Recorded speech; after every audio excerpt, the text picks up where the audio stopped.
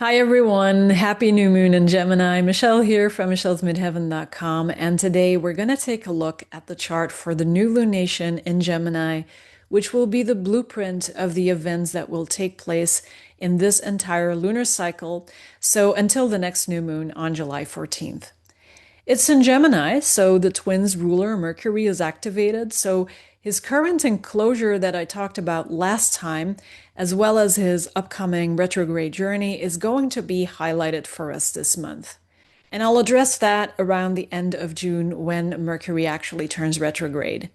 Now, Mercury will only connect to the moon and the sun and to no other planets. So today I want to focus more on some of the other aspects that are forming at this powerful start of the lunar month, such as the Antiscion between Uranus and Jupiter and the sextile from Venus to Uranus.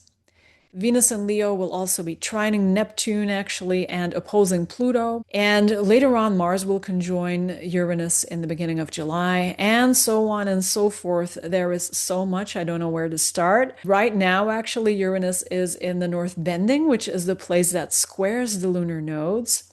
So it should be obvious what a prominent role Uranus will be playing. So that's what I'm focusing on in this video. Now, Uranus has been here in Gemini for a while now, but this month, thanks to the new moon in this sign, this placement is going to get a lot louder again until the next new moon in July. Now, Uranus usually casts a spotlight on whatever makes us feel stuck. Uranus is very sensitive for those things. So take a moment to look where Gemini falls in your chart. What house is it in? And think of some of the circumstances and patterns that are going on there that kind of keep you small in some way and that prevent you from acting as a free and independent person. Uranus can show you how much you've been holding yourself back. What is keeping you from expressing yourself more freely? What have you been depending on? The habits that you have found to be supportive in the past may suddenly show up as obstacles for Uranus. And Uranus always demands radical independence. So if you have been trying to get rid of an annoying habit or of an addiction, even, this is for you, right? This is the month that you can stop all that nonsense.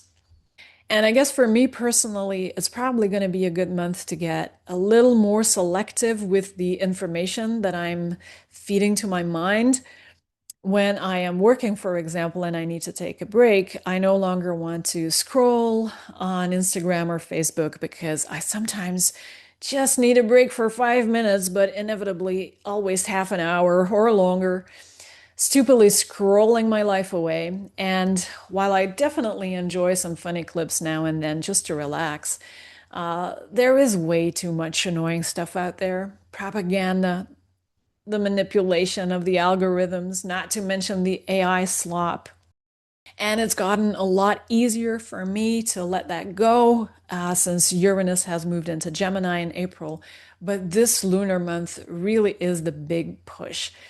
We're all very supported to let go of any kind of bad habits or attachments, so I am very excited about that. So, how might Uranus appear to us in the North Bending? Well, first of all, Uranus already has something important in common with the North Bending because both support turbulence and upheaval in general. Both Uranus and the North Bending can kind of let things get out of control sometimes. Things often get blown out of proportion in the North Bending, so Uranus in the North Bending could indicate drama, a kind of turmoil that can sometimes look like a spectacle. Something new and surprising may appear in your life, but also, anything that is ongoing in your life. So again, look at what kind of topics Gemini represents in your natal chart, because those topics are receiving more attention or are getting a serious boost thanks to the new moon in Gemini coinciding with Uranus in the North Bending. There's an exaggerated effect, you could say. Something may get completely blown out of proportion. Maybe your mind is so busy that it keeps you up at night, or you feel like you're in a hurry all the time.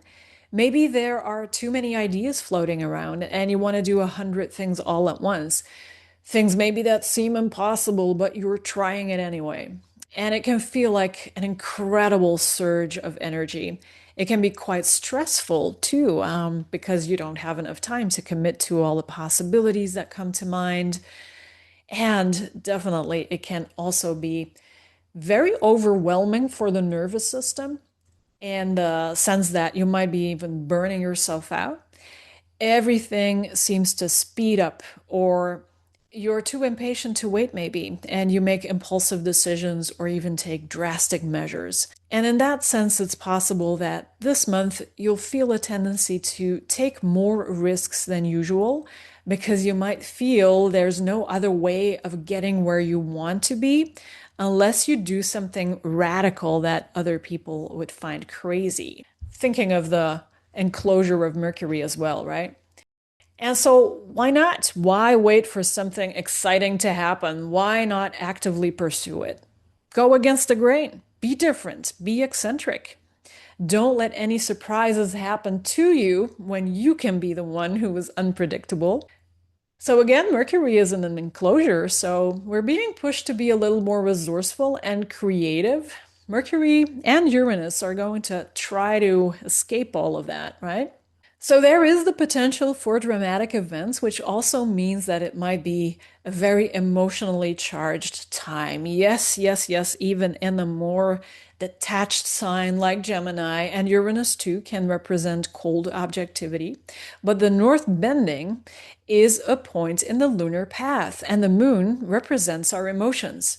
The North Bending is a very passionate, excitable, thrilling, emotive place when it's activated by a planet. And we need to keep in mind that Uranus is also making a hidden aspect to Jupiter in Cancer.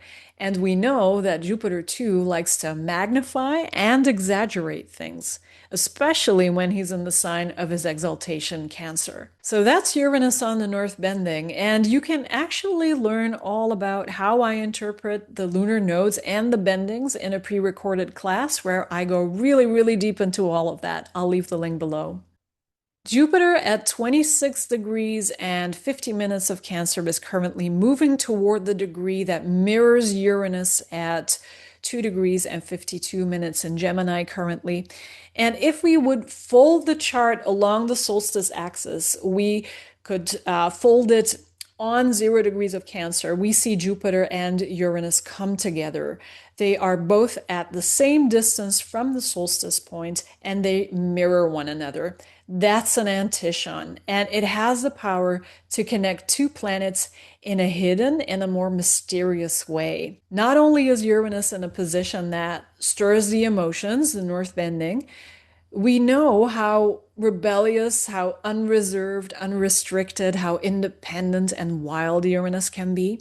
Uranus tends to blow things up when boundaries are crossed, and definitely when you feel like you have nothing to lose. To be free on your journey is more important than your destination. And now this Uranian power is also supported in unseen ways by Jupiter. And much like Uranus, Jupiter also loves freedom, although for Jupiter, things need to make sense. Uranus destroys to provoke and liberate, while Jupiter wants to heal and make things whole again and liberate you from suffering. For Jupiter, ideas and plans do have to fit into some kind of meaningful framework. There has to be a certain coherence that we can trust and rely on. So what I like about Antiscia is that they sometimes show us certain facts that we missed before because there's something secretive going on in terms of the topics they represent. And you could say that the lunation sheds light on a secret. An Antiscion can offer us insight into something that was a blind spot before. For some of you, it might be a shocking discovery. I've seen Antiscia in people's charts who discovered at one point that they had a sister they didn't know about, or their dad secretly had a second family. Jupiter is in Cancer, so it could have something to do with family, right? So those are some concrete examples that I have seen in my practice. But on another level, The Jupiter-Uranus Antiscion over Cancer Gemini may magnify or expand issues with technology, transportation, our power supply, maybe, and communication. Or maybe reveal something shocking, something technological that impacts a greater population, or other Cancerian things such as the food and water supply.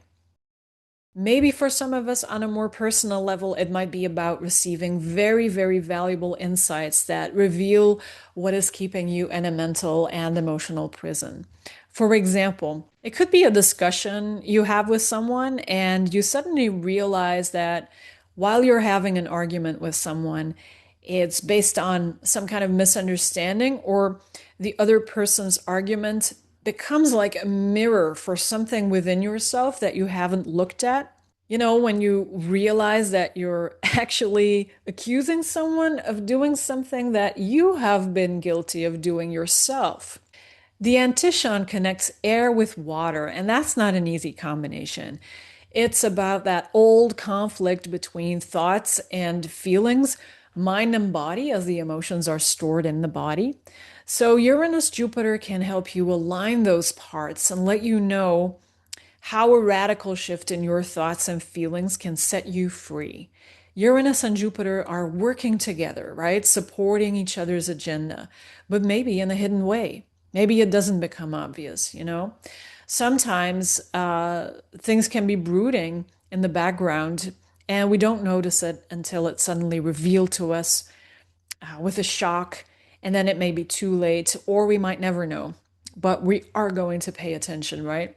And on top of all of this, Venus in Leo is making a sextile to Uranus and a trine to Neptune, which makes our desire to do something unusual, something radical, very strong. Venus expresses more willpower in the fire signs, although it's not always easy, but the connections to Uranus and Neptune allow us to dream outside of the confinements of the obvious standard desires. Venus is often underestimated, I think, and in a lot of people's minds, desire itself is often twisted into something very negative, as if desire is selfish. Well, not necessarily, right? The way you handle desire can certainly lead to selfishness, but that's a choice. Desire is simply born from absence. And in a philosophical sense, you could say desire is evidence that the soul remembers that there is something much greater than all of this right here. As human beings, we are imaginative creatures who desire much more than this world seems to be able to provide.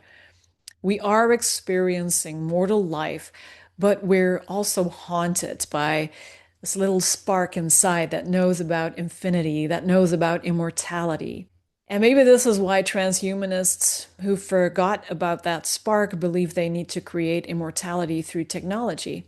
And our culture certainly keeps making us believe that true fulfillment is readily available here, right? That somehow, if only we could find the right partner, if only we could find the right career for us and the correct spiritual practice, or the best place to live, or the ultimate diet, or if we work on having the correct mindset, then our desires would be fulfilled.